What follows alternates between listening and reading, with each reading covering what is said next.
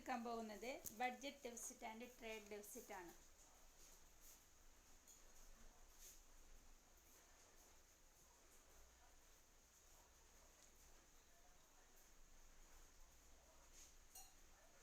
Budget deficit and trade deficit.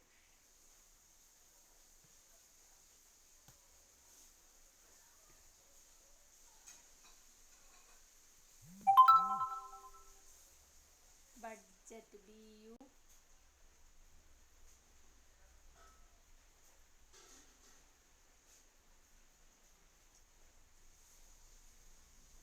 എന്താണ് budget deficit എന്ന് വെച്ച് കഴിഞ്ഞാൽ?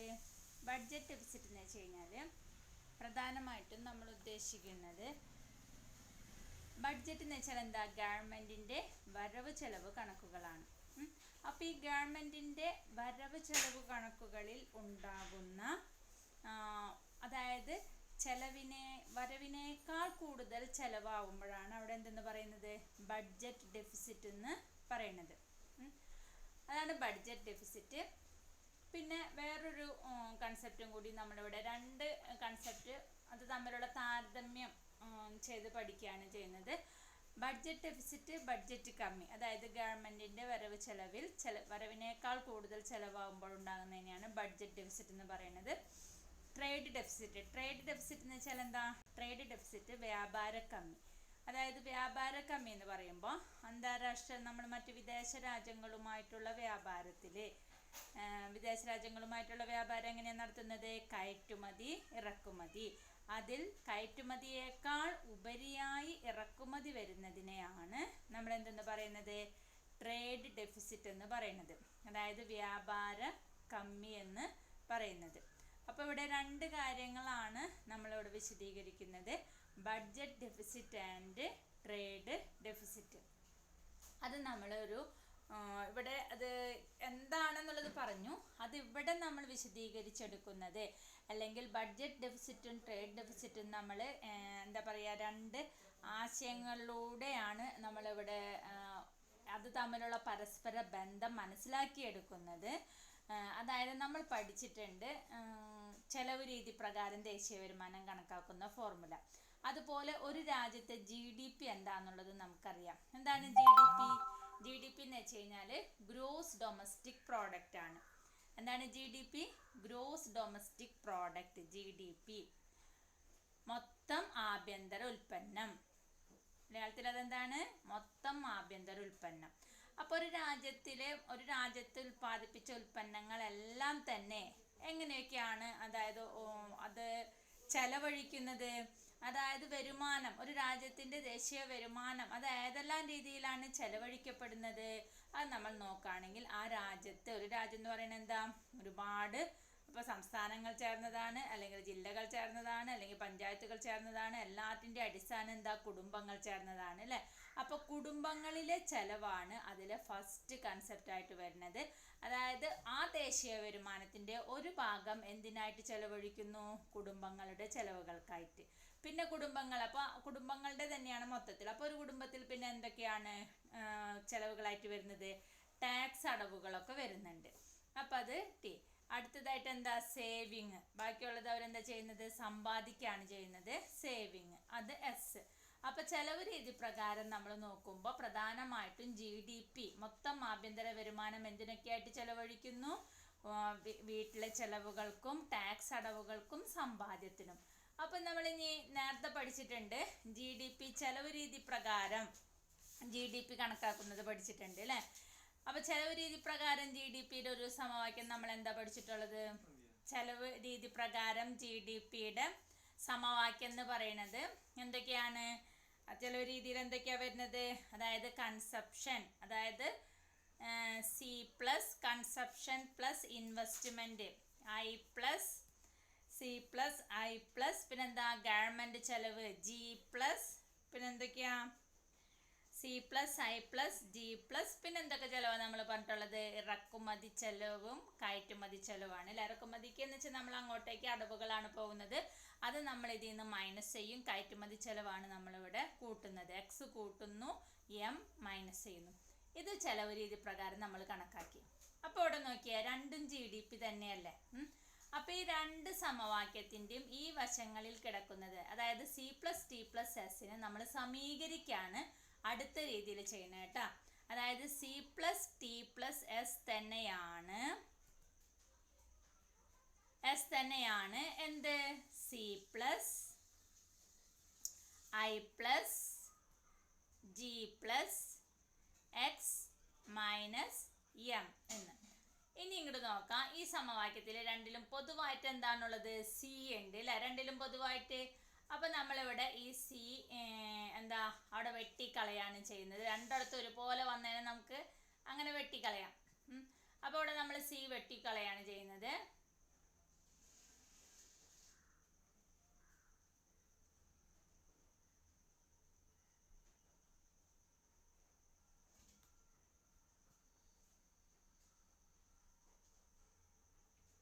രണ്ടിടത്തെയും സി കളഞ്ഞു.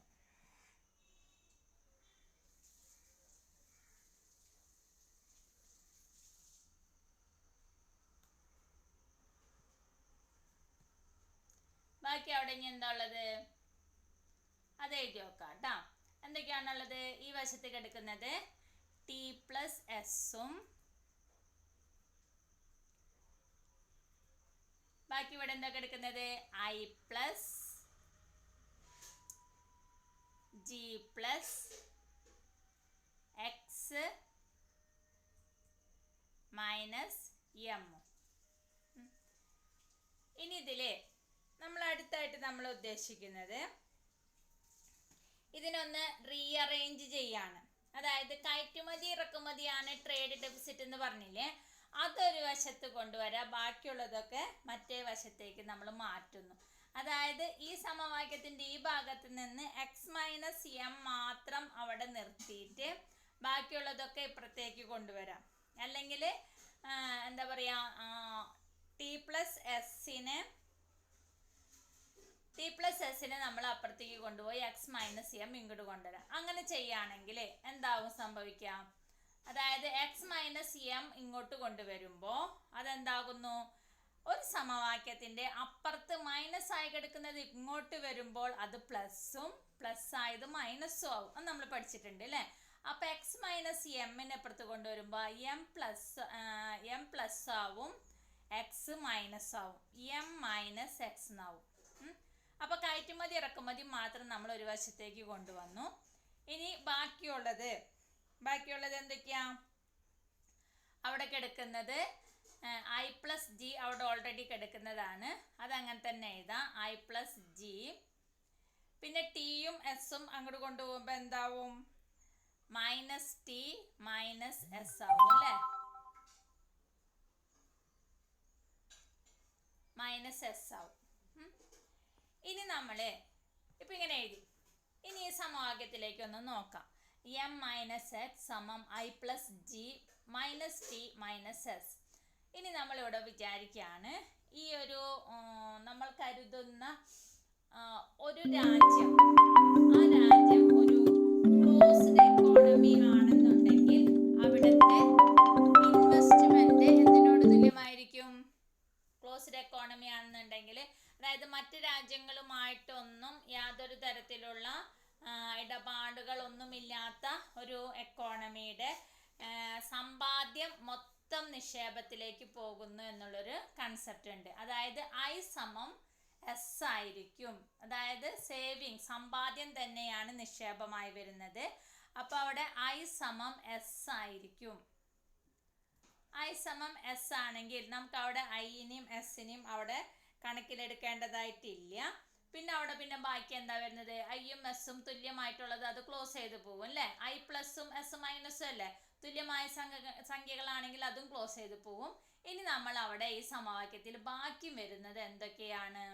അതായത് ബാക്കി വരുന്നത് എം മൈനസ് എക്സ് ഒരു വശത്തും സമമാണ് എന്ത്?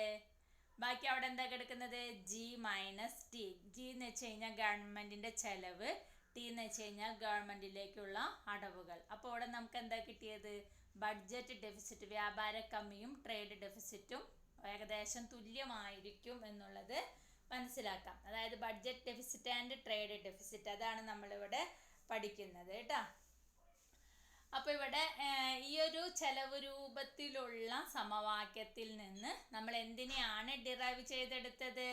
Budget ഡെഫിസിറ്റിനെയും trade ഡെഫിസിറ്റിനെയും. M-X എന്ന് പറയുന്നത് ട്രേഡ് ഡെഫിസിറ്റ്, G-T എന്ന് പറയുന്നത് ബഡ്ജറ്റ് ഡെഫിസിറ്റ്.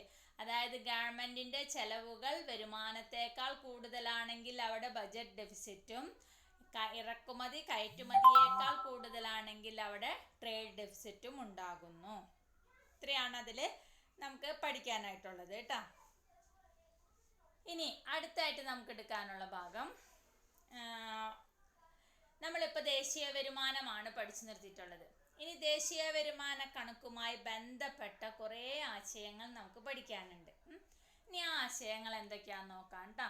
ഓരോ ആശയങ്ങളായിട്ട് നമുക്ക് പഠിക്കണം. അതിൻ്റേതായ ചില സമവാക്യങ്ങളൊക്കെ ഉണ്ട്, അതൊക്കെ മനസ്സിലാക്കിയിട്ട് പഠിക്കണം. അപ്പോൾ ഓരോ ആശയങ്ങൾ എന്തൊക്കെയാണെന്ന് നോക്കാം.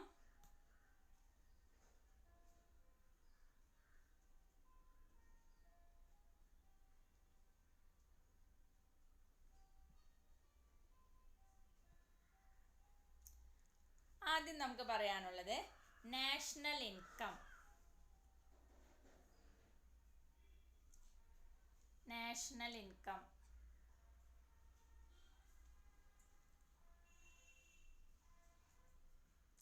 നാഷണൽ ഇൻകം എന്താണ് ദേശീയ വരുമാനം? നാഷണൽ ഇൻകം എന്ന് വെച്ച് കഴിഞ്ഞാൽ നമ്മൾ സാധാരണ ഒറ്റ വാക്കിൽ പറയുകയാണെങ്കിൽ എന്താ പറയുക? ഒരു രാജ്യത്ത് ഉൽപ്പാദിപ്പിച്ച സാധനങ്ങളുടെയും സേവനങ്ങളുടെയും പണാത്മക മൂല്യമാണ് ദേശീയ വരുമാനം എന്ന് പറയും അല്ലേ. പക്ഷേ അതിൽ എന്താ പണാത്മക മൂല്യം? ഒരു രാജ്യത്ത് ഉൽപ്പാദിപ്പിച്ച സാധനങ്ങളും സേവനങ്ങളും എന്ന് പറയുമ്പോൾ അവിടെ GDP മാത്രമേ വരുന്നുള്ളൂ. ആ GDPയിൽ നിന്ന്, അത് കമ്പോള വില പ്രകാരമുള്ള GDP ആണ് നമ്മൾ കണക്കാക്കുന്നത്. അതിൽ നിന്ന് തേയ്മാന ചെലവ് കുറയ്ക്കണം. അതുപോലെ തന്നെ അതിൽ നിന്ന് തേയ്മാന ചെലവും അതുപോലെ തന്നെ നെറ്റ് ഇൻഡയറക്റ്റ് ടാക്സ്, അറ്റ പരോക്ഷ നികുതിയും കുറച്ച് വിദേശത്ത് നിന്നുള്ള അറ്റഘടക വരുമാനം കൂട്ടുമ്പോഴാണ് ദേശീയ വരുമാനം കിട്ടുന്നത്. അതായത് ദേശീയ വരുമാനത്തിൽ നമുക്കിങ്ങനെ ഒറ്റയടിക്ക് ഒരു രാജ്യത്ത് ഉൽപ്പാദിപ്പിച്ച സാധനങ്ങളുടെയും സേവനങ്ങളുടെയും പണാത്മക മൂല്യം എന്ന് പറയാൻ പറ്റില്ല. പണാത്മക മൂല്യം നമ്മൾ കണക്കാക്കുന്നത് എന്താണ്? GDP ആണ് കണക്കാക്കുന്നത്. ആ GDPയിൽ നിന്ന് എന്തൊക്കെ കാര്യങ്ങൾ ഇവിടെ കുറയ്ക്കണം എന്ന് പറഞ്ഞിട്ടുണ്ട്. അപ്പോൾ നമ്മൾ GDP നോക്കട്ടെ. GDP ആണ് നമ്മൾ 3 മെത്തേഡിൽ, ഇപ്പോൾ ഇതുവരെ പഠിച്ചതിൽ 3 മെത്തേഡ് നമ്മൾ GDP കണ്ടെത്തി. ഏതൊക്കെ മെത്തേഡിൽ? പ്രോഡക്റ്റ് മെത്തേഡിലും, അതായത് ഉൽപ്പന്ന രീതിയിലും, ചെലവ് രീതിയിലും, വരുമാന രീതിയിലും കണ്ടെത്തി. ആ GDP അതുവരെ കണ്ടെത്തുന്ന കാര്യങ്ങൾ നമുക്ക് ഓൾറെഡി അറിയാം. ആ GDPയിൽ നിന്ന് ഇവിടെ എന്ത് ചെയ്യണം എന്നാ പറയുന്നത്? ആ GDPയിൽ നിന്ന് ആദ്യം തേയ്മാന ചെലവ് കുറയ്ക്കണം. തേയ്മാന ചെലവ് എന്താണെന്നുള്ളത് നമ്മൾ പഠിച്ചിട്ടുണ്ടല്ലോ. എന്താണ് തേയ്മാന ചെലവ് എന്ന് പറയുന്നത്? അറ്റകുറ്റപ്പണികൾക്കായിട്ടും യന്ത്രങ്ങളുടെ തേയ്മാനത്തിനൊക്കെ ആയിട്ട് വരുന്ന ചെലവാണ് അല്ലേ. ഈ GDPയിൽ നിന്ന് നമ്മൾ ഫസ്റ്റ് തേയ്മാന ചെലവ് കുറയ്ക്കണം. അതിനെയാണ് നമ്മൾ ഡിപ്രീസിയേഷൻ എന്ന് പറയുന്നത്. തേയ്മാന ചെലവ് കുറയ്ക്കണം. അതേപോലെ തന്നെ വേറൊരു കാര്യം കൂടി കുറയ്ക്കണം. എന്താണ്? NIT, അറ്റ പരോക്ഷ നികുതി കുറയ്ക്കണം. NIT, അറ്റ പരോക്ഷ നികുതി, അതും കുറച്ചിട്ട് പിന്നെ ഒരു കാര്യം അവിടെ നമ്മൾ ആഡ് ചെയ്യണം. അതെന്താണ്? Net factor income from abroad, NFI, net factor income from abroad, NFI. ഇതിനെയാണ് നമ്മൾ GDP എന്ന് പറയുന്നത്. ഇങ്ങനെ, അതായത് ദേശീയ വരുമാനം എന്ന് പറയുന്നത്, ദേശീയ വരുമാനം എന്ന് പറഞ്ഞു കഴിഞ്ഞാൽ അതിന് നമ്മൾ എങ്ങനെയാണ് എഴുതുക? NNP അറ്റ് ഫാക്ടർ കോസ്റ്റ് എന്നാണ് എഴുതുക. എന്താണ് ദേശീയ വരുമാനം? NNP, net national product at ഏത് രീതിയിലാണ്? ഫാക്ടർ കോസ്റ്റ്, FC ആയിട്ട് കണക്കാക്കുന്നു. At factor cost. ഇതാണ് ദേശീയ വരുമാനം എന്ന് പറയുന്നത്. അപ്പോൾ ഈ ദേശീയ വരുമാനം NNP അറ്റ് ഫാക്ടർ കോസ്റ്റ് എന്താണ് അതിന് പറയുന്നത്? അറ്റ ദേശീയ ഉൽപ്പന്നം, ഘടക ചെലവ് പ്രകാരമുള്ള അറ്റ ദേശീയ ഉൽപ്പന്നമാണ് ദേശീയ വരുമാനം എന്ന് പറയുന്നത്. ഇത് കണക്കാക്കാനായിട്ടാണ് നമ്മൾ എന്തൊക്കെ ചെയ്യുന്നത്? ഇപ്പോൾ ഈ പറഞ്ഞ GDP കണ്ടെത്തിയ GDPയിൽ നിന്നും എന്ത് കുറയ്ക്കുന്നു? തേയ്മാന ചെലവ് കുറയ്ക്കുന്നു. GDPയിൽ നിന്ന് എന്തൊക്കെയാണ് കുറയ്ക്കുന്നത്? കുറയ്ക്കുന്നത് 2 കാര്യങ്ങളാണ്. എന്തൊക്കെയാണ്? GDP മൈനസ് ഡിപ്രീസിയേഷൻ, തേയ്മാന ചെലവും കുറയ്ക്കുന്നുണ്ട്. പിന്നെ അറ്റ പരോക്ഷ നികുതി NIT കുറയ്ക്കുന്നുണ്ട്. എന്താണ് അവിടെ ആഡ് ചെയ്യുന്നത്? വിദേശത്ത് നിന്നുള്ള അറ്റ ഘടക വരുമാനം NFI FA. അപ്പോഴാണ് നമുക്ക് ദേശീയ വരുമാനം എന്ത് കിട്ടുന്നത്? NNPFC കിട്ടുന്നത്. ഇനി ഈ കാര്യം ഒരിക്കലും മറക്കരുത്. NNPFC എന്ന് പറയുന്നതാണ് ദേശീയ വരുമാനം. അതായത് നമ്മൾ പണ്ട് പറഞ്ഞു വെച്ചിട്ടുള്ള പോലെ ദേശീയ വരുമാനം അല്ലെങ്കിൽ സാമ്പത്തിക വളർച്ച എന്നൊക്കെ പറയുമ്പോൾ ഒറ്റയടിക്ക് അങ്ങോട്ട് അതൊരു ഏകദേശ ധാരണയിൽ നമ്മൾ പഠിച്ചു പോകുന്നതാണ്. ഇവിടെ തൊട്ട് നമ്മൾ ക്ലിയറായി പഠിച്ചു പോകണം. ദേശീയ വരുമാനം എന്ന് പറയുന്നത് NNPFC ആണ്. എന്താണ് ഈ NNPFC? ഘടക ചെലവ് പ്രകാരമുള്ള അറ്റ ദേശീയോൽപ്പന്നം. എന്താണ് NNPFC? ഘടക ചെലവ് പ്രകാരമുള്ള അറ്റ ദേശീയോൽപ്പന്നം. എങ്ങനെയാണ് അത് കണ്ടെത്തുന്നത്? GDPയിൽ നിന്ന്. GDP കണ്ടെത്താനുള്ള 3 മെത്തേഡ് നമ്മൾ പഠിച്ചു കഴിഞ്ഞു. GDPയിൽ നിന്ന് എന്തൊക്കെ കുറയ്ക്കും, എന്തൊക്കെ കൂട്ടും, അപ്പോഴാണ് നമുക്ക് NNPFC കിട്ടുക. അപ്പോൾ കുറയ്ക്കേണ്ടത് എന്തൊക്കെയാണ്? തേയ്മാന ചെലവും അറ്റ പരോക്ഷ നികുതിയും കുറയ്ക്കുക. ഏതാണ് കുറയ്ക്കേണ്ടത്? തേയ്മാന ചെലവും അറ്റ പരോക്ഷ നികുതിയും. ഇത് രണ്ടും കുറയ്ക്കുക. കൂട്ടേണ്ടത് എന്താ? വിദേശത്ത് നിന്നുള്ള അറ്റ ഘടക വരുമാനം കൂട്ടാം. അപ്പോൾ നമുക്ക് കിട്ടുന്നതാണ് NNPFC എന്ന് പറയുന്നത്. NNPFC എന്ന് വെച്ചാൽ എന്താ? നെറ്റ് നാഷണൽ പ്രോഡക്റ്റ്, അറ്റ ദേശീയ ഉൽപ്പന്നം, ഘടക ചെലവ് പ്രകാരമുള്ള അറ്റ ദേശീയ ഉൽപ്പന്നം. അതാണ് നാഷണൽ ഇൻകം എന്ന് പറയുന്നത് കേട്ടോ.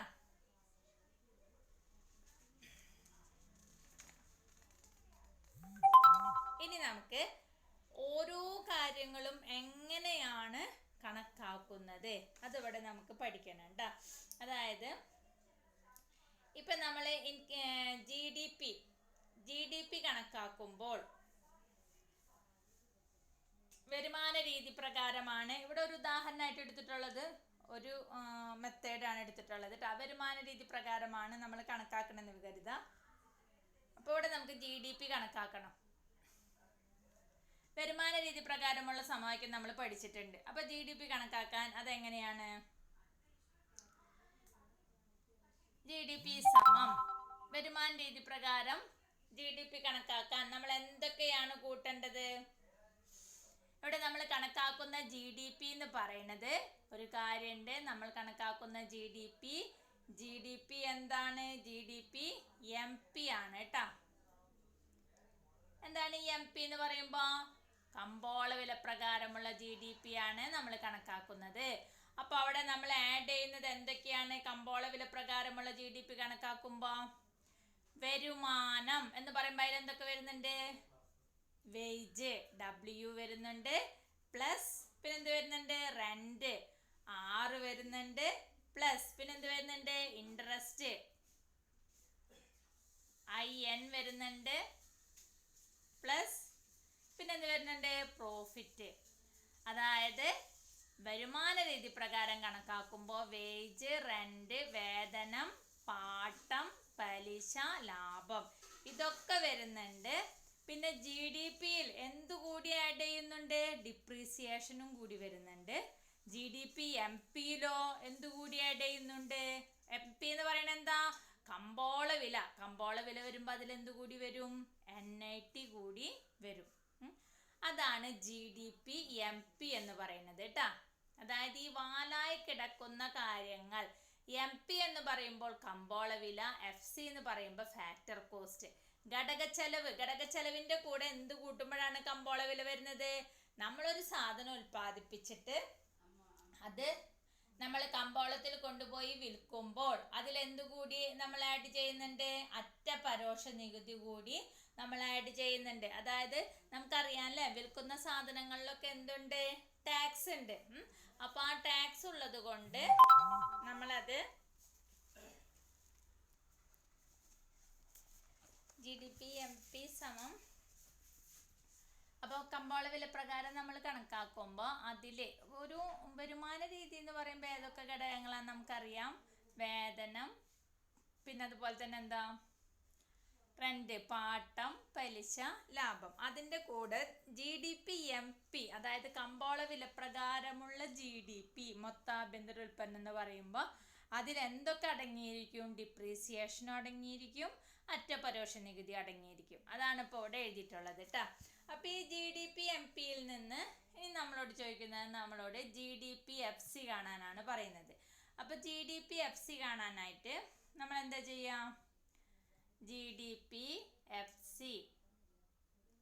GDP-FC കാണാനായിട്ട് നമ്മൾ എന്താ ചെയ്യാം?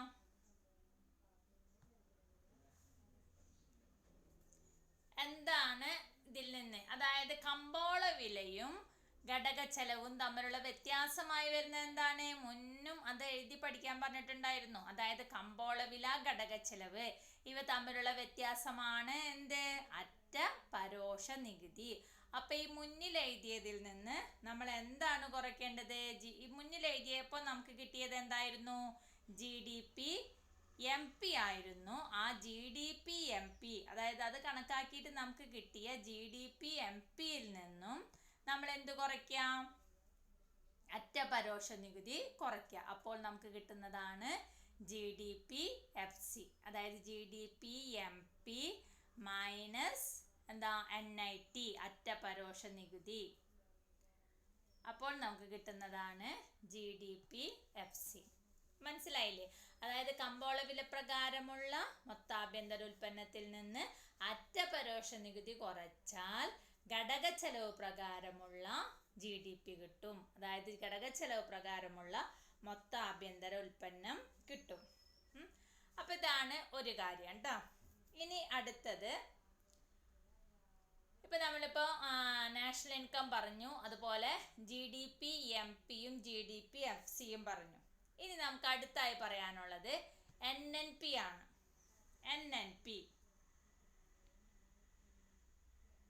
NNP എന്ന് പറയുമ്പോൾ അത് ഏതെല്ലാം രീതിയിലാണ്? അതായത് NNP എന്ന് പറയുമ്പോൾ അതിൽ എന്തൊക്കെ അടങ്ങിയിരിക്കും? ഇവിടെ നമ്മൾ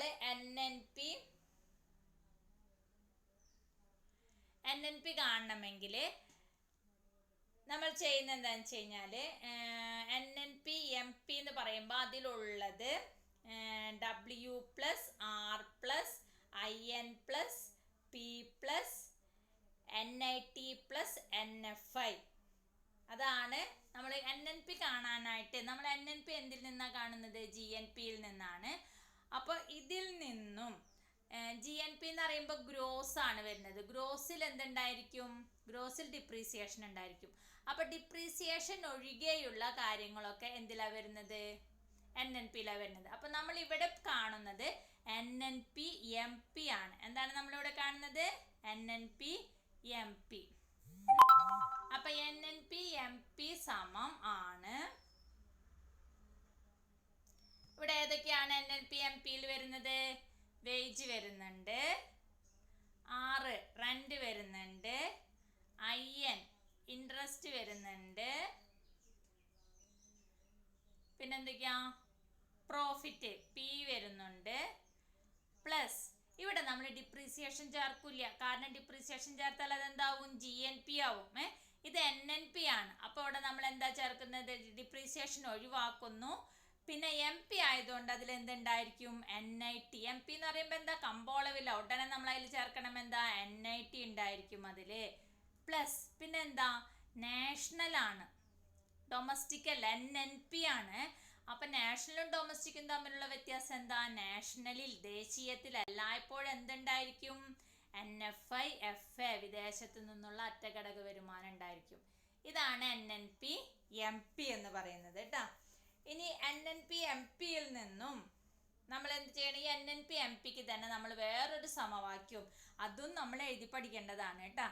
NNP-MP സമം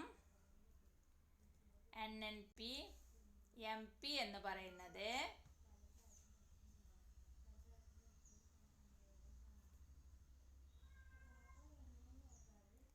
NNP-MP സമം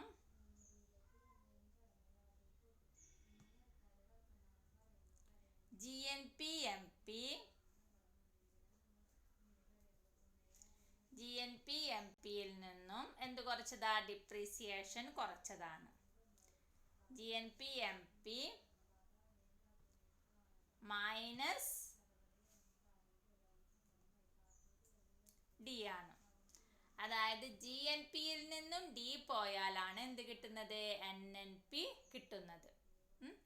അപ്പൊ ഇത്രയും കാര്യങ്ങൾ ഇപ്പൊ നല്ലപോലെ മനസ്സിലാക്കാൻ നമ്മളിപ്പോ എന്ത് പറഞ്ഞു, NNP FC പറഞ്ഞു, അതാണ് നാഷണൽ ഇൻകം. NNP MP പറഞ്ഞു, അത് GNP MPയിൽ നിന്ന് ഡിപ്രിസിയേഷൻ കുറച്ചതാണ്. ഇനി NNP FC കാണാനോ, നോക്കാട്ടോ.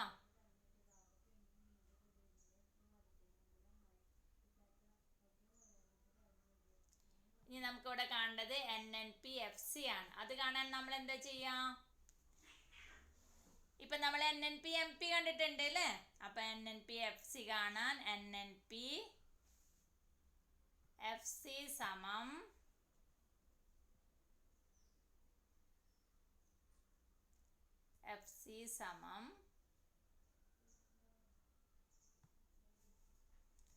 NNP FC സമം NNP MP, അതായത് NNP MPയിൽ നിന്നും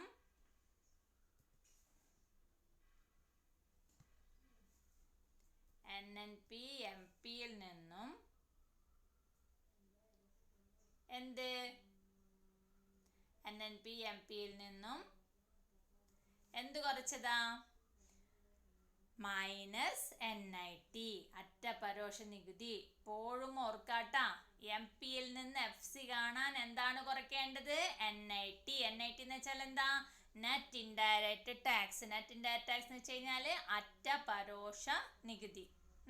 അപ്പൊ ഇത് അറ്റ പരോക്ഷ നികുതി, അതാണ് കുറയ്ക്കേണ്ടത്. എപ്പോഴും കമ്പോള വിലയും ഘടകച്ചെലവും തമ്മിലുള്ള വ്യത്യാസമാണ് അറ്റ പരോക്ഷ നികുതി, അത് ഓർത്ത് വെക്കാട്ടാ. ഇനി അടുത്തത് നെറ്റ് ഡൊമസ്റ്റിക് പ്രോഡക്റ്റ്, NDP. അടുത്തൊരാശയം നമുക്ക് പഠിക്കാനുള്ളത് NDP ആണ്. എന്താണ് ഈ NDP നെറ്റ് ഡൊമസ്റ്റിക് പ്രോഡക്റ്റ് എന്ന് പറഞ്ഞു കഴിഞ്ഞാൽ, അതായത് NDP എന്ന് പറയുന്നത് GDPയിൽ നിന്ന് ഡിപ്രീസിയേഷൻ ഒഴിവാക്കിയിട്ടുള്ളതാണ്. അത് വേണമെങ്കിൽ നമുക്ക് ആദ്യം ആ ഒരു സമവാക്യം എഴുതാം. NDP MP എന്ന് പറയുന്നത്, NDP MP എന്ന് പറയുന്നത് ഏതാ, GDP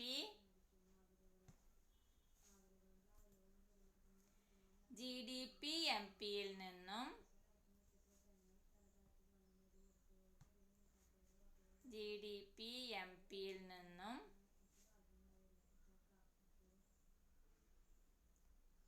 മൈനസ്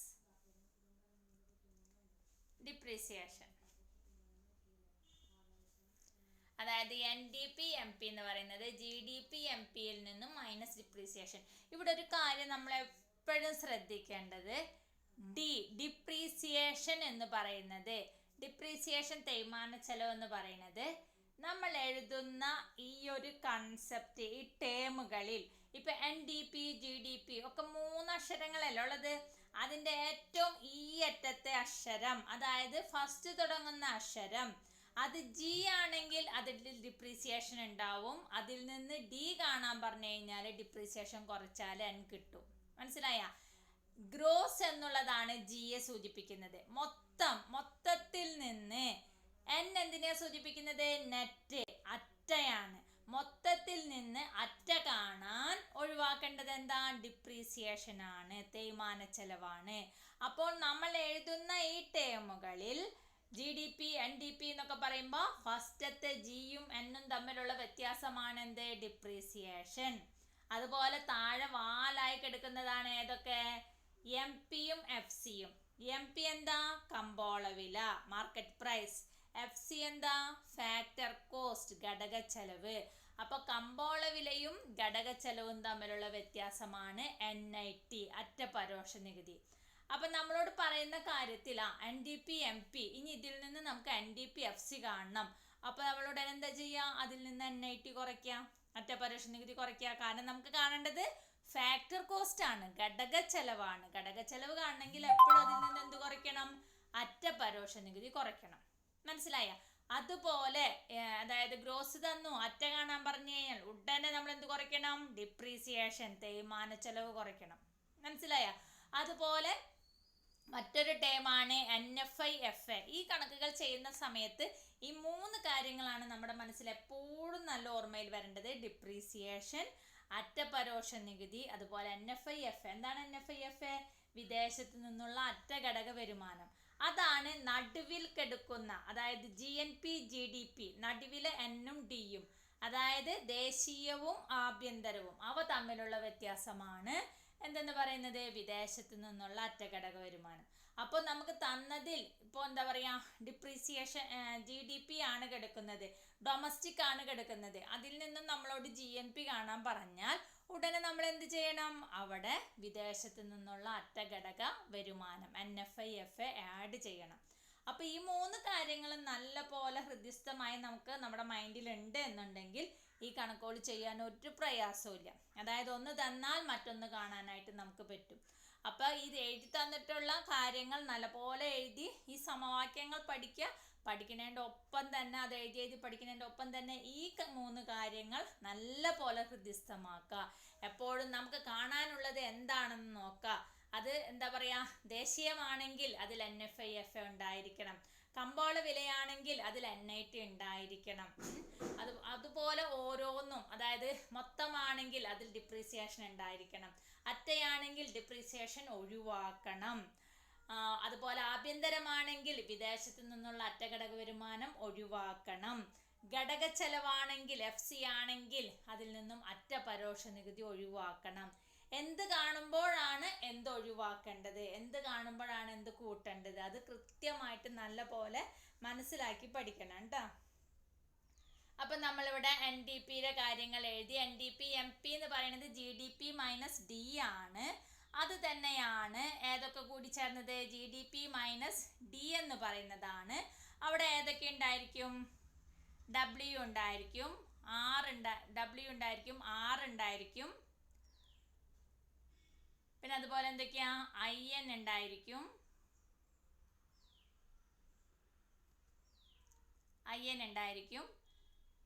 P ഉണ്ടായിരിക്കും,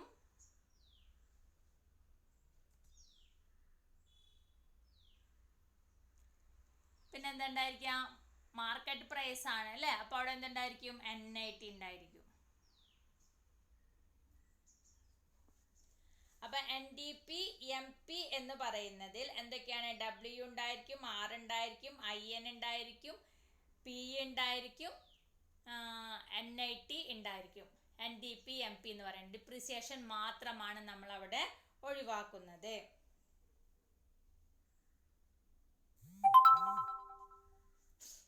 ഇനി അടുത്തത്,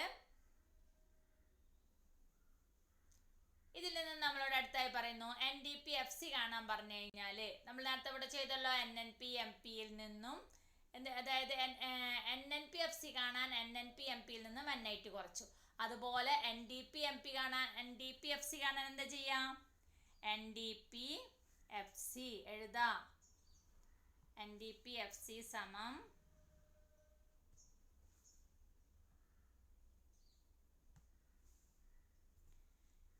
ഇപ്പൊ നമ്മൾ കണ്ടെത്തിയിട്ടുള്ളത് ഏതാ? NDP-MP.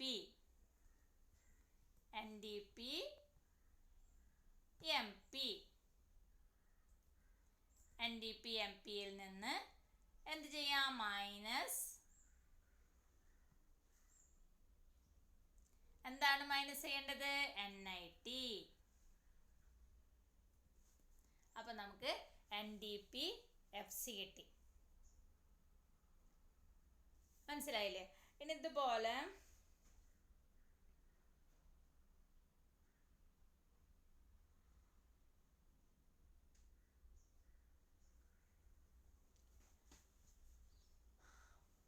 അപ്പൊ ഇത്രയും സമവാക്യങ്ങൾ, ഇതാണ് ദേശീയ വരുമാനവുമായി ബന്ധപ്പെട്ട ആശയങ്ങളിൽ നമുക്ക് പഠിക്കാനുള്ള സമവാക്യങ്ങൾ കേട്ടോ. ഇനി നമുക്ക് അടുത്തായിട്ട് വേറെയും കുറച്ച് ആശയങ്ങളും കൂടി പഠിക്കാനുണ്ട്.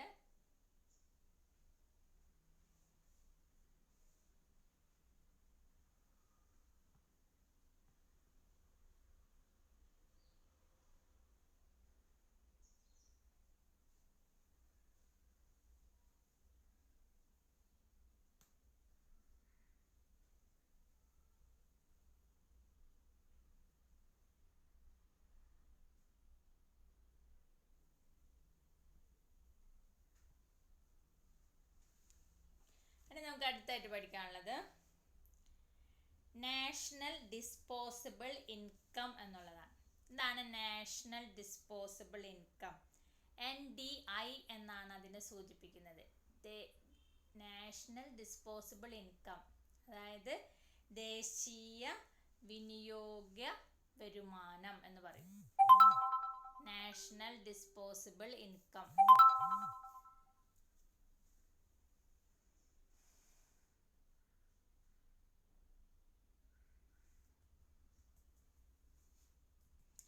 നാഷണൽ ദേശീയ ഡിസ്പോസിബിൾ എന്ന് വെച്ചാൽ വിനിയോഗയോഗ്യ, അതായത് ഉപയോഗിക്കാനായിട്ടുള്ളത് എന്നുള്ള അർത്ഥം.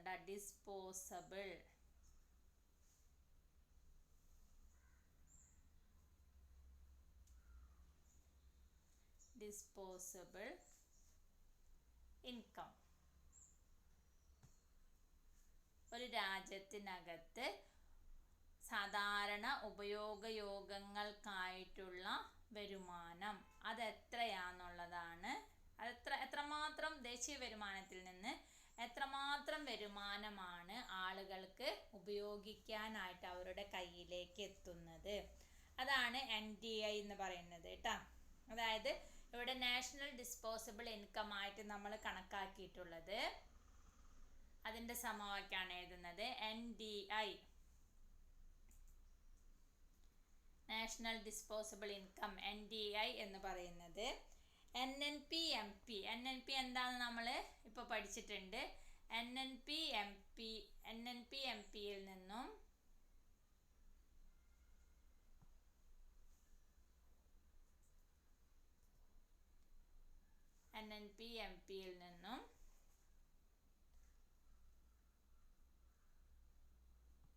അതിനോട് കൂടി NNP-MPയോട് കൂടി current transfers from the rest of the world എന്നാണ് പറയുന്നത്.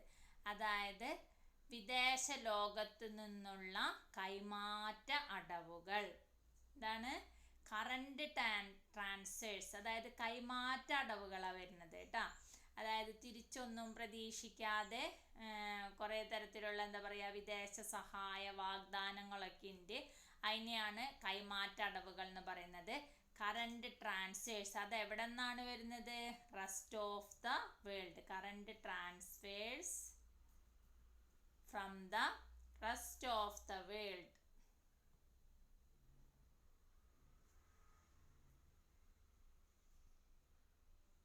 From rest of the world.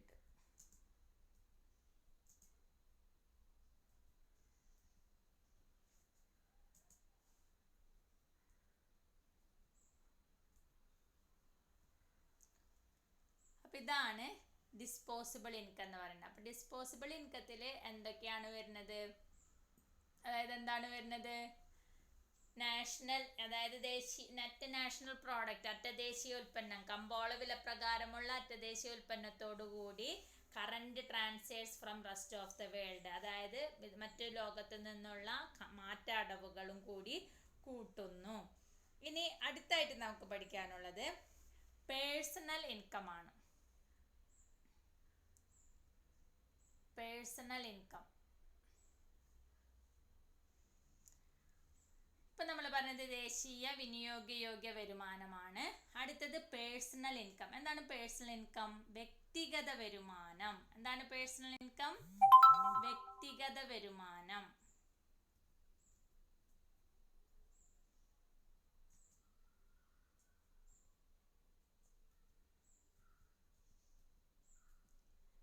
Personal income എന്ന് വെച്ച് കഴിഞ്ഞാൽ വ്യക്തിഗത വരുമാനമാണ്.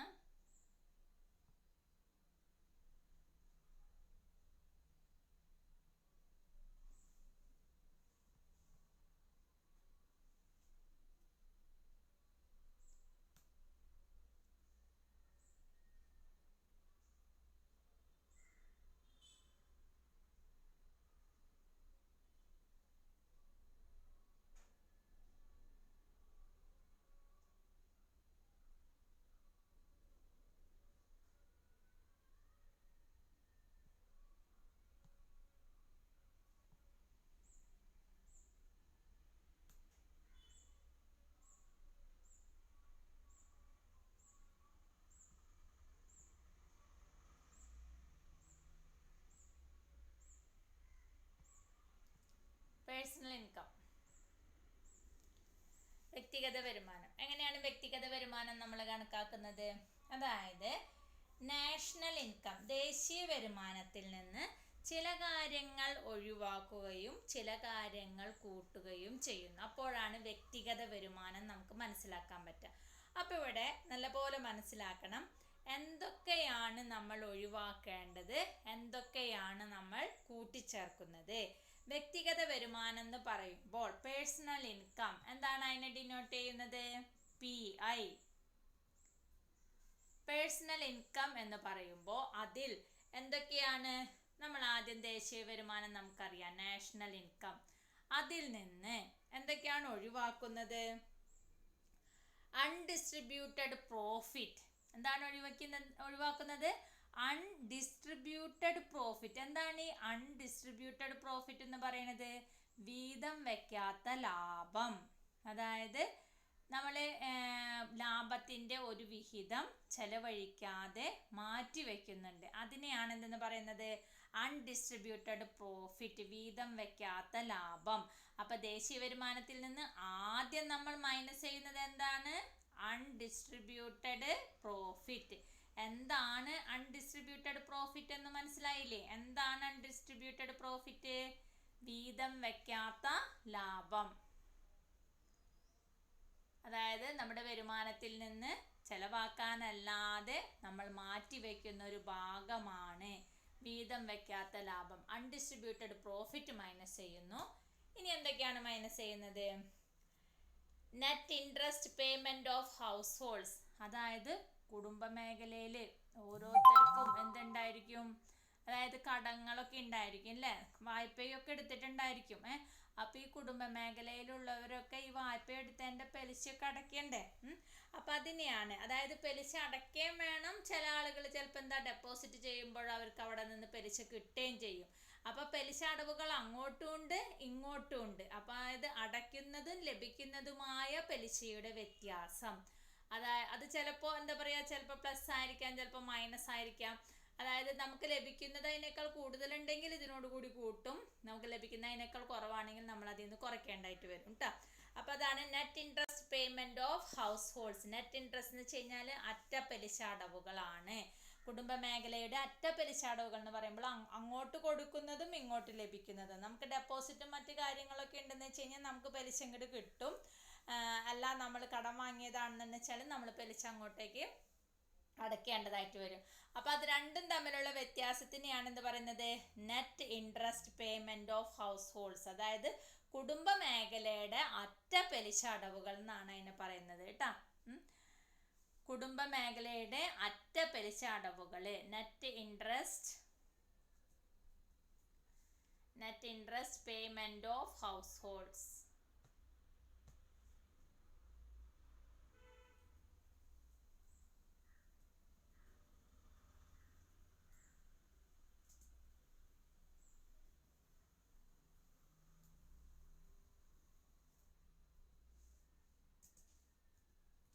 Payment of household.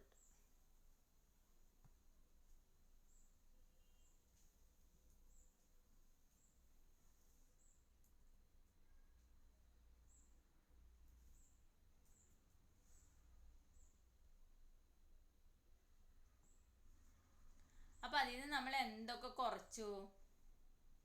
രണ്ട് കാര്യങ്ങൾ കുറച്ചു അല്ലേ? ഏതൊക്കെയാണ്? അൺഡിസ്ട്രിബ്യൂട്ടഡ് പ്രോഫിറ്റ് കുറച്ചു, അതുപോലെ പിന്നെന്താ കുറച്ചത്? കുടുംബ മേഖലയുടെ അറ്റ പലിശ അടവുകൾ കുറച്ചു. ഇത് രണ്ടും കുറയ്ക്കുന്നു. പിന്നെ ഒരു കാര്യം കൂടി അവിടെ കുറയ്ക്കാനുണ്ട്. അതെന്താ? Corporate tax. അതായത് കോർപ്പറേറ്റ് നികുതി അത് കുറയ്ക്കണം. കോർപ്പറേറ്റ് ടാക്സ് അതായത് ടാക്സ് അങ്ങോട്ടേക്ക് നമ്മൾ അടവുകൾ പോകുന്നതാണ്. അപ്പോൾ അതിനെയാണ് കോർപ്പറേറ്റ് ടാക്സ് എന്ന് പറയുന്നത്.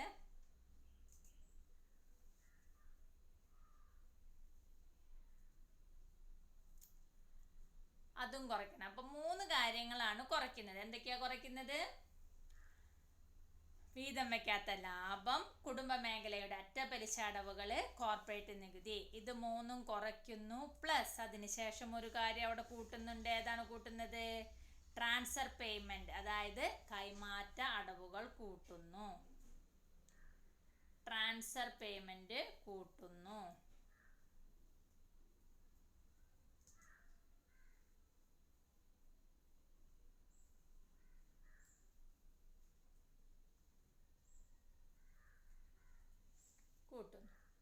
ഇതാണ് പേഴ്സണൽ ഇൻകം, വ്യക്തിഗത വരുമാനം കാണാൻ. ദേശീയ വരുമാനം തന്നിട്ട് വ്യക്തിഗത വരുമാനം കാണാൻ പറഞ്ഞാൽ നമ്മൾ എന്ത് ചെയ്യണം?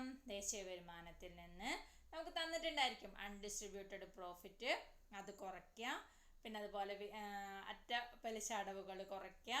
അതുപോലെ കോർപ്പറേറ്റ് നികുതി കുറയ്ക്കുക. ഇതൊക്കെ തന്നിട്ടുണ്ടെങ്കിൽ അതൊക്കെ കുറയ്ക്കുക. ട്രാൻസ്ഫർ പേയ്മെന്റ് കൈമാറ്റ അടവുകൾ ഉണ്ടെങ്കിൽ അത് കൂട്ടുക. അപ്പം നമുക്ക് കിട്ടുന്നതാണ് പേഴ്സണൽ ഇൻകം. ഇനി അടുത്തൊരു കാര്യം പറയുന്നത് പേഴ്സണൽ ഡിസ്പോസിബിൾ ഇൻകം ആണ്. പേഴ്സണൽ ഡിസ്പോസിബിൾ ഇൻകം, ഇതിപ്പോൾ വ്യക്തിഗത വരുമാനമാണ് കണ്ടത്. പേഴ്സണൽ ഡിസ്പോസിബിൾ ഇൻകം എന്ന് വെച്ചാൽ എന്താ? വ്യക്തിഗത വിനിയോഗയോഗ്യ വരുമാനം. പേഴ്സണൽ ഡിസ്പോസിബിൾ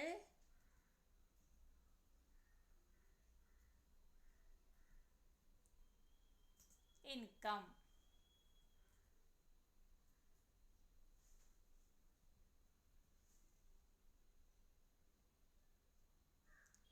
വ്യക്തിഗത വിനിയോഗയോഗ്യ വരുമാനം.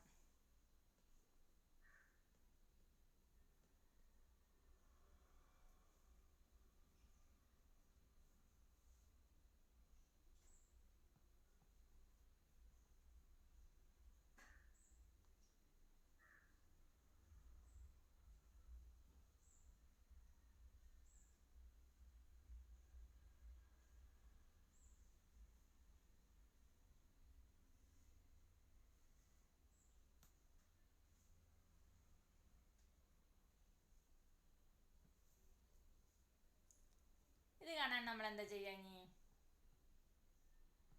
നോക്കാട്ടാ. ഇപ്പൊ നമ്മുടെ കയ്യിൽ എത്തിയിട്ടുള്ളത് എന്താ? പേഴ്സണൽ ഇൻകം എത്തിയിട്ടുണ്ട്.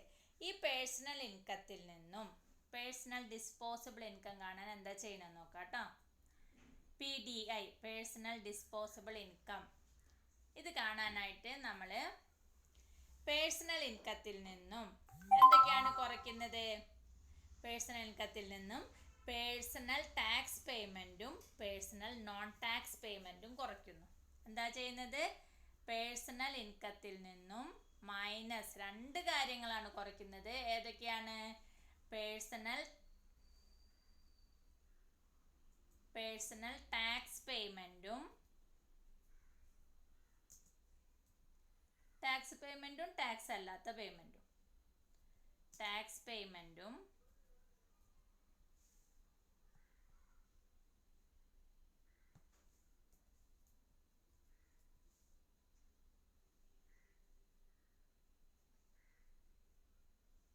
ടാക്സ് പേയ്മെന്റ് പ്ലസ് അതിനോട് കൂടി പേഴ്സണൽ ടാക്സ് പേയ്മെന്റിനോട് കൂടി ഇവിടെ ഒരു കാര്യം ചെയ്യണം കേട്ടോ. പേഴ്സണൽ ടാക്സ് പേയ്മെന്റും plus personal non tax payment ആണ്.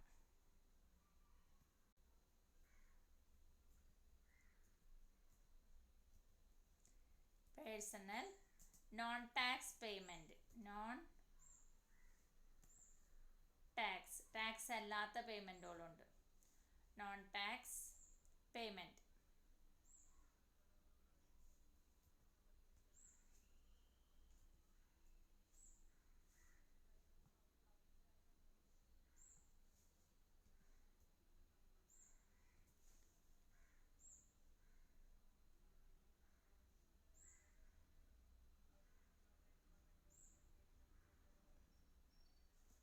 പേഴ്സണൽ ടാക്സ് പേയ്മെന്റിന്റെ കൂടെ പേഴ്സണൽ നോൺ ടാക്സ് പേയ്മെന്റ് കൂട്ടാം. അത് രണ്ടും കൂടി പേഴ്സണൽ ഇൻകത്തിൽ നിന്ന് നമ്മൾ മൈനസ് ചെയ്യാണ് വേണ്ടത് കേട്ടോ.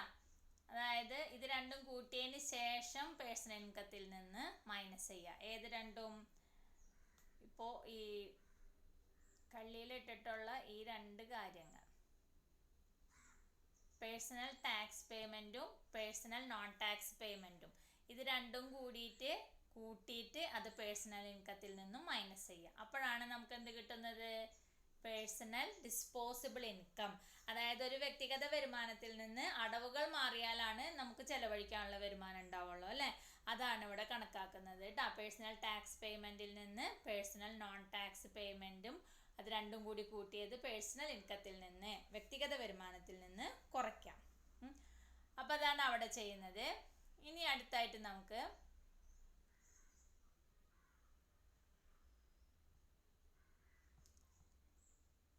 പഠിക്കാനുള്ളത് പെർ ക്യാപിറ്റ ഇൻകം.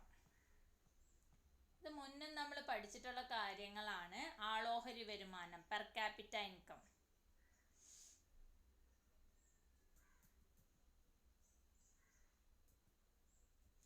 എന്താണ് പെർ ക്യാപിറ്റ ഇൻകം എന്ന് വെച്ച് കഴിഞ്ഞാല്?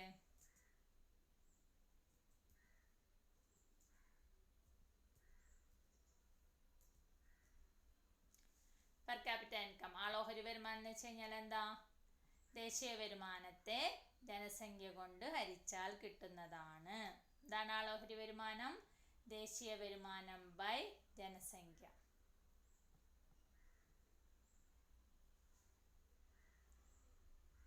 PCI, per capita income. Per capita income സമം എങ്ങനെയാണ് കണക്കാക്കുന്നത്? നാഷണൽ ഇൻകം, ദേശീയ വരുമാനം.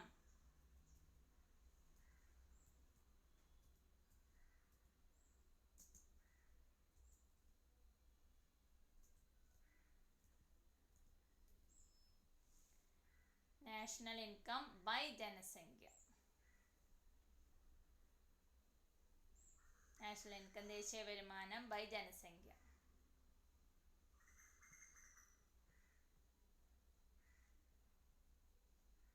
പോപ്പുലേഷൻ.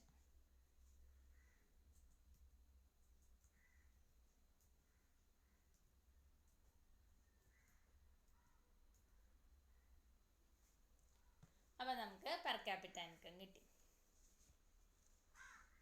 ഇനി അടുത്തൊന്നും കൂടി ഉണ്ട്. അത് കുറച്ചുകൂടി വലിയൊരു സംഭവമാണ്. അതായത് പ്രൈവറ്റ് ഇൻകം, സ്വകാര്യ വരുമാനം. അതെന്താണത്? പ്രൈവറ്റ് ഇൻകം,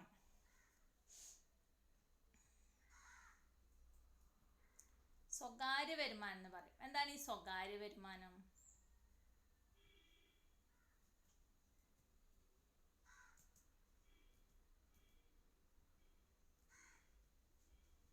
അതെങ്ങനെയാണ് കണക്കാക്കുന്നത്? സ്വകാര്യ വരുമാനം കണക്കാക്കാനായിട്ട് നമ്മൾ എന്താ ചെയ്യുന്നത്? പ്രൈവറ്റ് ഇൻകം കണക്കാക്കാനായിട്ട് കുറച്ച് കാര്യങ്ങൾ നമ്മൾ അവിടെ ആഡ് ചെയ്യേണ്ടതായിട്ട് വരുന്നുണ്ട് കേട്ടോ. അപ്പം നോക്കാം അത് ഏതൊക്കെയാണെന്നുള്ളത്. ഓരോന്നും എന്താന്നുള്ളത് പറയുമ്പോൾ തന്നെ നല്ലപോലെ പഠിച്ചു പോകണം. Private income,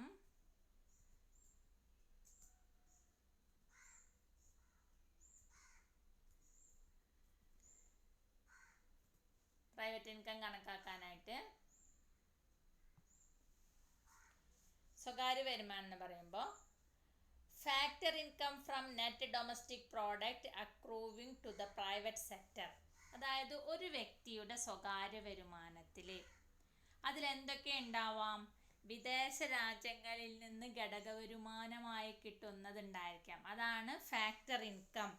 factor income from net domestic product, അതായത് അവർക്ക് ഘടക വരുമാനങ്ങൾ കിട്ടുന്നുണ്ട്. അത് നമ്മുടെ രാജ്യത്തിനകത്തുള്ളതിനെയാണ് നമ്മൾ net domestic product accruing to the private sector, അതായത് സ്വകാര്യ മേഖലയിലുള്ള ആഭ്യന്തര വരുമാനത്തിൽ നിന്ന് കിട്ടുന്ന ഘടക വരുമാനം. ഫസ്റ്റ് തന്നെ പറയുന്നത് എന്താണ്? Factor income from net domestic product accruing to the private sector. സ്വകാര്യ മേഖലയിൽ നിന്നുള്ള ഉൽപാദനം എവിടെയൊക്കെ നടക്കുന്നുണ്ട്? അതായത് പബ്ലിക് സെക്ടറിലും ഉണ്ട്, പ്രൈവറ്റ് സെക്ടറിലും ഉണ്ട്. അപ്പോൾ സ്വകാര്യ മേഖലയിൽ നിന്നും ഉൽപാദനം നടക്കുന്നതിൽ അതിൽ പണിയെടുത്താൽ കിട്ടുന്ന ഘടക വരുമാനം, അതാണ് factor income from net domestic product accruing to the private sector plus national ഡെപ്റ്റ് ഇൻട്രസ്റ്റ്, അതായത് ദേശീയ കടത്തിന്മേലുള്ള പലിശ plus net factor income from abroad വിദേശത്തു നിന്നുള്ള ഘടക വരുമാനം പ്ലസ് കറന്റ് ട്രാൻസ്ഫേഴ്സ് ഫ്രം ഗവൺമെന്റിൽ നിന്ന് കിട്ടുന്ന കൈമാറ്റ അടവുകൾ plus other net transfers from the rest of the world അതുപോലെ വിദേശത്തു നിന്ന് കിട്ടുന്ന മറ്റ് കൈമാറ്റ അടവുകൾ. അതായത് ഒരു സ്വകാര്യ മേഖലയിൽ ചെലവഴിക്കപ്പെടുന്ന വരുമാനമാണ് പ്രൈവറ്റ് ഇൻകം എന്ന് പറയുന്നത്. ആ പ്രൈവറ്റ് ഇൻകത്തിൽ ഏതെല്ലാം തരത്തിലുള്ള ഘടക വരുമാനങ്ങളാണ് വരുന്നത്? ഒന്നാമതായിട്ട് പറയുന്നത് factor income from net domestic product.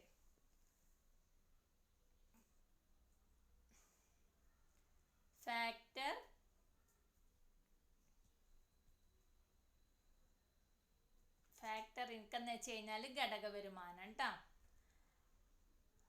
Factor income എവിടെ നിന്ന് കിട്ടുന്ന ഘടക വരുമാനം? Factor income from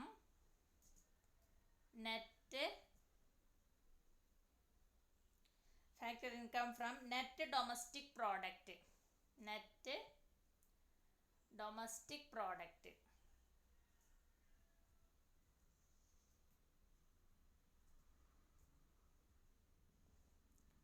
net domestic product. ഈ ഡൊമസ്റ്റിക് പ്രോഡക്റ്റ് എന്ന് വെച്ച് കഴിഞ്ഞാൽ എന്താ? ആഭ്യന്തര പ്രദേശത്തുള്ള ഉൽപ്പന്നമാണ് ഉദ്ദേശിക്കുന്നത് കേട്ടോ. Net domestic product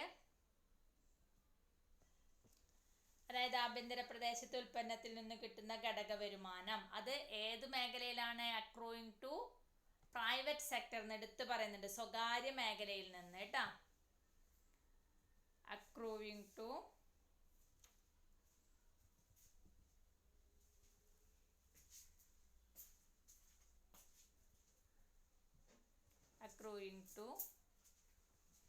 private sector.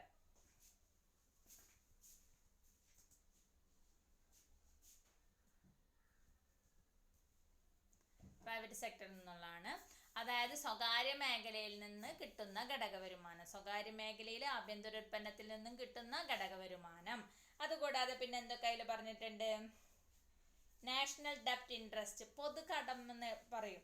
National ഡെപ്റ്റ് അതിന്റെ ഇൻട്രസ്റ്റ് എങ്ങനെയാണ് അവർക്ക് കിട്ടുന്നത്? പൊതുകടം എന്ന് വെച്ചാൽ എന്താ? ഗവൺമെന്റ് പൊതുജനങ്ങളിൽ നിന്ന് എടുക്കുന്ന കടമാണ്. അതെന്താണ് പരിപാടി? അതായത് ഗവൺമെന്റിന്റെ ഷെയറുകളൊക്കെ പൊതുജനങ്ങൾക്ക് വിൽക്കും. അപ്പോൾ അതിൽ നിന്ന് കിട്ടുന്ന വിഹിതമാണ് അവരുടെ പലിശയായിട്ട് കണക്കാക്കുന്നത്. അപ്പോൾ അതാണ് നാഷണൽ ഡെപ്റ്റ് ഇൻട്രസ്റ്റ് എന്ന് പറയുന്നത് കേട്ടോ. എൻ്റെ കൂടെ നാഷണൽ ഡെപ്റ്റ് ഇൻട്രസ്റ്റ്. എന്താണ് നാഷണൽ ഡെപ്റ്റ് ഇൻട്രസ്റ്റ് എന്ന് മനസ്സിലായില്ലേ? അതായത് ജനങ്ങളിൽ നിന്ന് പൊതുകടം ഗവൺമെന്റ് എടുക്കുന്നുണ്ട്. അതിനെയാണ് നാഷണൽ ഡെപ്റ്റ് എന്ന് പറയുന്നത്.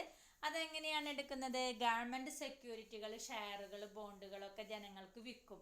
അപ്പോൾ ജനങ്ങളിൽ നിന്ന് കിട്ടുന്ന ആ പണത്തിനെയാണ് പൊതുകടം എന്ന് പറയുന്നത്. അതിന് നമ്മളിപ്പോൾ ഷെയറും ഇതൊക്കെ എടുത്തു കഴിഞ്ഞാൽ നമുക്ക് അതിൻ്റെ പലിശ കിട്ടും അല്ലേ?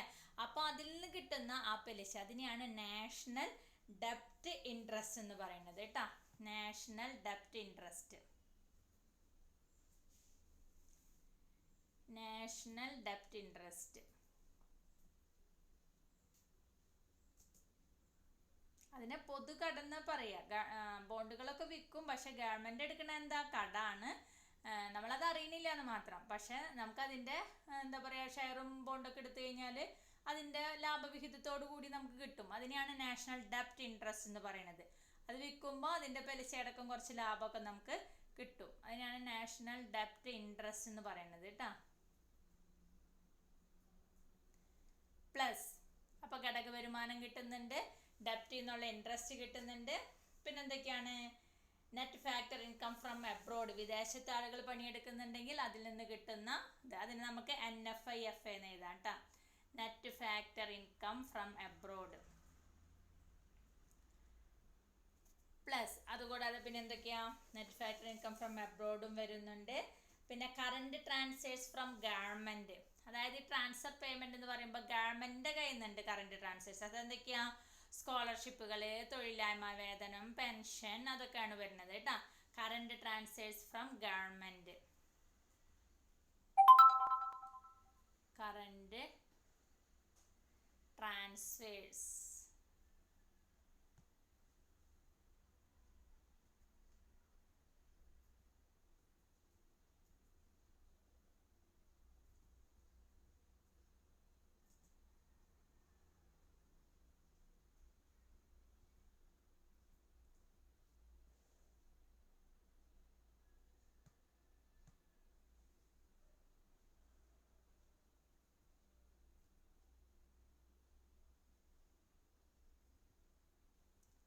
Current transfers from government. അതുപോലെ തന്നെ അതർ നെറ്റ് ട്രാൻസ്ഫേഴ്സ് ഫ്രം, അതായത് നമുക്കിപ്പോൾ തിരിച്ചടവുകളില്ലാത്തതിനെയാണ് കൈമാറ്റ അടവുകൾ എന്ന് പറയുന്നത്. ഗവൺമെൻറ്റിൽ നിന്ന് കിട്ടുന്ന സ്കോളർഷിപ്പ്, പെൻഷൻ, അതൊക്കെ നമ്മൾ കൈമാറ്റ അടവുകളായിട്ട് കണക്കാക്കും. അതേപോലെ തന്നെ വിദേശത്തു നിന്നും കിട്ടുന്നുണ്ട് അങ്ങനെയുള്ള സഹായധനങ്ങൾ, അത് വ്യക്തികൾക്കും കിട്ടുന്നുണ്ട്. അപ്പം അതിന് നമ്മൾ എന്തെന്ന് പറയുന്നു? Other net transfers from the rest of the world. Other net transfers, മറ്റ് കൈമാറ്റ അടവുകൾ, റെസ്റ്റ് ഓഫ് ദ വേൾഡ്, പുറമേ നിന്ന് കിട്ടുന്നത്. അതർ നെറ്റ് ട്രാൻസ്ഫേഴ്സ്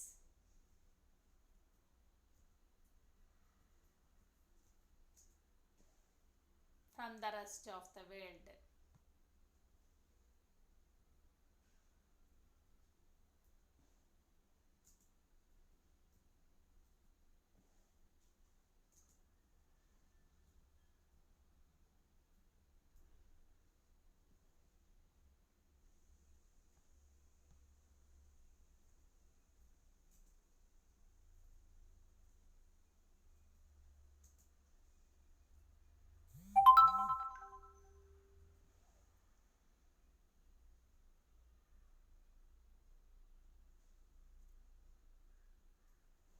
അപ്പം ഇത്രയും കാര്യങ്ങളാണ് നമ്മൾ എന്തായിട്ട് എടുക്കുന്നത്? പ്രൈവറ്റ് ഇൻകത്തിൽ കണക്കാക്കുന്നത്. അതായത് നമ്മുടെ ഈ രാജ്യത്തിനകത്ത് കിട്ടുന്ന ഘടക വരുമാനം, ഗവൺമെൻറ്റിൻ്റെ പൊതുകടത്തിൽ നിന്ന് കിട്ടുന്ന പലിശ, അത് ഗവൺമെൻറ് സെക്യൂരിറ്റികളിൽ നിന്നൊക്കെ കിട്ടുന്ന ബോണ്ടിൽ നിന്ന് കിട്ടുന്ന ലാഭമാണ്. പിന്നെ വിദേശത്തു നിന്നുള്ള ഘടക വരുമാനം, പിന്നെ ഗവൺമെൻറ്റിൽ നിന്ന് കിട്ടുന്ന മാറ്റടവുകൾ, അതെന്തൊക്കെയാ? പെൻഷൻ, സ്കോളർഷിപ്പ്, അങ്ങനെയുള്ള കാര്യങ്ങളൊക്കെയാണ്. തൊഴിലില്ലായ്മ വേതനം, അങ്ങനെ ഗവൺമെൻറ്റിൽ നിന്ന് കിട്ടുന്ന സഹായധനങ്ങളാണ്. പിന്നെ വിദേശത്തു നിന്ന് കിട്ടുന്ന സഹായധനങ്ങൾ, ഇതൊക്കെ അടങ്ങിയതാണ് സ്വകാര്യ വരുമാനം എന്ന് പറയുന്നത്, പ്രൈവറ്റ് ഇൻകം എന്ന് പറയുന്നത്.